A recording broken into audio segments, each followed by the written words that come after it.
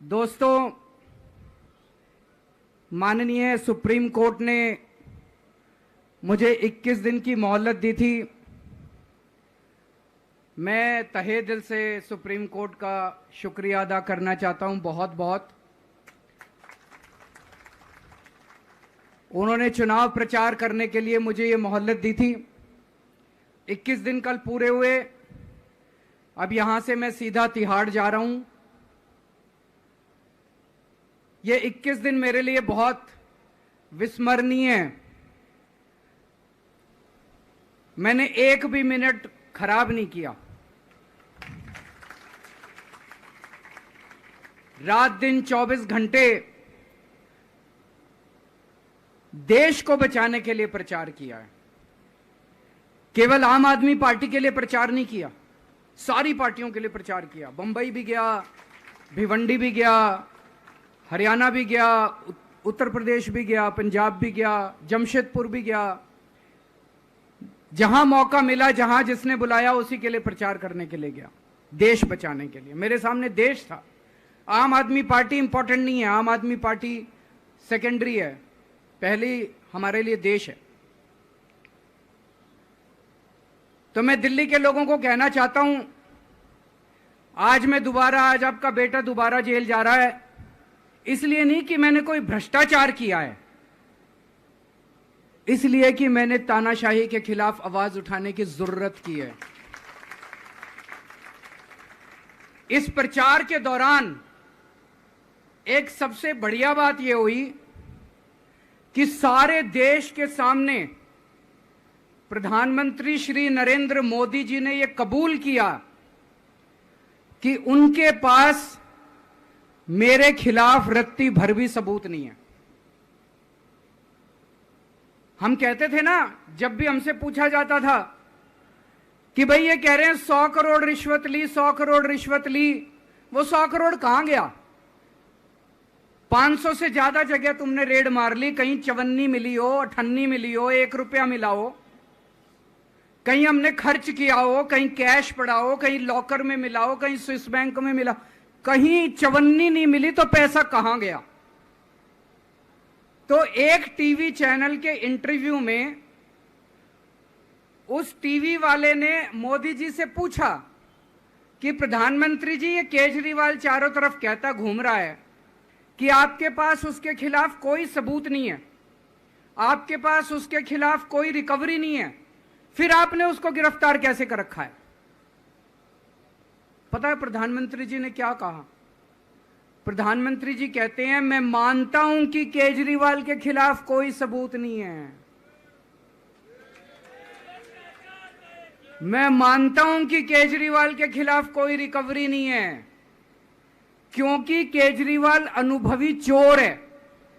चलो मान लिया मैं अनुभवी चोर हूं, तुम्हारे पास सबूत तो नहीं है, तुम्हारे पास रिकवरी तो नहीं है, तो यूं ही डाल दिया मेरे को जेल में, बिना सबूत के डाल दिया मेरे को जेल में, बिना रिकवरी के डाल दिया जेल में।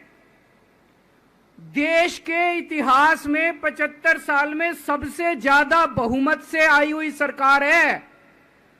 एक बार 70 में से 67 सीट, दूसरी बार 70 में से 62 सीट, 55% से ज्यादा वोट शेयर। इतने भारी बहुमत वाली सरकार के मुख्यमंत्री को आपने बिना सबूत के जेल में डाल दिया। यही तो तानाशाही है कि जिसका मन करेगा मैं उसी को जेल में डाल दूंगा, जिसका मन करेगा उसी को जेल में डाल दूंगा। और पूरे देश को मैसेज दे दिया कि अगर मैंने केजरीवाल को फर्जी केस में जेल में डाल दिया तो तुम्हारी तो औकात ही क्या है, किसी को भी पकड़ के जेल में डाल दूंगा। इसी तानाशाही के खिलाफ लड़ रहा हूं मैं, और इस किस्म की तानाशाही अपने देश को बर्दाश्त नहीं है।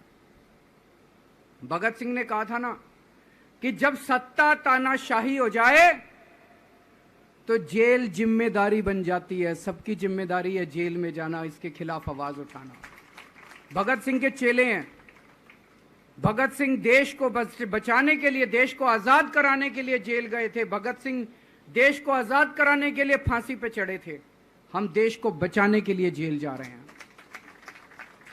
इस बार जब जा रहा हूं, मुझे नहीं पता अब मैं कब वापस आऊंगा, मुझे नहीं पता ये क्या करेंगे मेरे साथ जेल में, लेकिन मुझे कोई परवाह नहीं है, जो मर्जी करें। अगर भगत सिंह फांसी पे चढ़ गए, मैं भी फांसी पे चढ़ने के लिए तैयार हूं। मेरे शरीर का एक एक कतरा इस देश के लिए है, मेरे शरीर के खून की एक एक बूंद इस देश के लिए है, मेरे जीवन का एक एक पल देश के लिए है।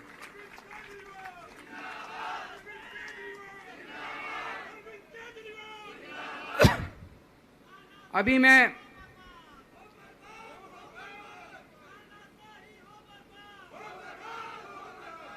अभी राजघाट गया था सभी साथियों के साथ। महात्मा गांधी की समाधि पे हम लोगों ने श्रद्धांजलि दी। गांधी जी ने इस हमारे देश से तानाशाही का अंत किया था, वो हमारे लिए प्रेरणा स्रोत हैं। उसके बाद हम कनॉट प्लेस गए, हनुमान मंदिर, वहाँ पे हमने हनुमान जी के मंदिर में जाके हनुमान जी का आशीर्वाद लिया। 4 तारीख को भी मंगलवार है, भली करेंगे बजरंग बली, करेंगे कि नहीं करेंगे? बोल बजरंग बली की। इनका नाश करेंगे, तानाशाहों का नाश करेंगे। अपने को किसी व्यक्ति विशेष से अपनी कोई दुश्मनी नहीं है, अपनी दुश्मनी तानाशाही से है। तानाशाही बर्दाश्त नहीं है अपने को। तो 4 तारीख को भी मंगलवार है और बजरंग बली का मेरे ऊपर, पार्टी के ऊपर बहुत आशीर्वाद है, देश के ऊपर बहुत आशीर्वाद है। मैं प्रार्थना करने गया था बजरंग बली को कि हे बजरंग बली, मेरे देश को बचा लो। अभी कल एग्जिट पोल आए हैं, मेरे से लिखवा लो, सारे एग्जिट पोल फर्जी हैं, बिल्कुल फर्जी हैं। एक एग्जिट पोल वाले ने राजस्थान में टोटल 25 सीट है, उसमें 25 में से 33 दे दिए उन्होंने बीजेपी को। ऊपर से आया होगा भाई बीजेपी को ज्यादा देने हैं, तो उसने कहा मोदी जी क्या याद रखोगे आप भी, आपको 25 में से 33 दे दिए। तो पूरा का पूरा फर्जी है, पूरा एग्जिट पोल फर्जी है। लेकिन असली मुद्दा ये है, इनको गिनती से 3 दिन पहले फर्जी एग्जिट पोल कराने की क्या जरूरत थी, ये समझने वाली बात है। मेरे को भी समझ नहीं आया। कई सारे लोगों की कई सारी बातें चल रही हैं। एक ये चल रहा है कि इन्होंने मशीनों का घोटाला कर दिया, लेकिन मैंने संदीप पाठक को भी बोला है और मैं सारे इंडिया गठबंधन की पार्टियों को बोलना चाहता हूं, अपने अपने काउंटिंग एजेंट को बोल दो, पूरी तरह से सतर्क रहे। आखिरी तक अगर हार भी रहे हैं तब भी उठ के ना आए। कई बार क्या होता है, 1 राउंड में, 2 राउंड में, 3 राउंड में हार गए तो उठ के चले जाते हैं। उठ के नहीं जाना। सबसे लास्ट में रैंडम जितने बूथ होते हैं, ईवीएम मशीन होती है, उसकी पर्चियां पड़ती हैं। उन पर्चियों में से 5% ईवीएम की मैच होती है। वीवीपैट पे जो स्लिप है उसकी काउंटिंग होती है, जैसे बैलेट पेपर की काउंटिंग होती थी।